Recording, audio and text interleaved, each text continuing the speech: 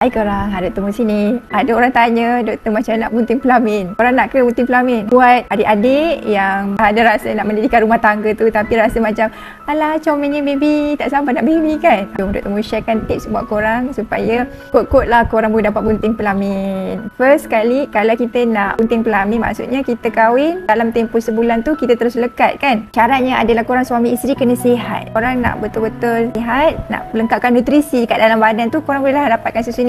Susu protein mama tubi untuk isteri dan papa tubi untuk suami 3 bulan sebelum korang pregnant tau. Supaya bila sebulan pertama korang kahwin tu, korang boleh lekat terus lah.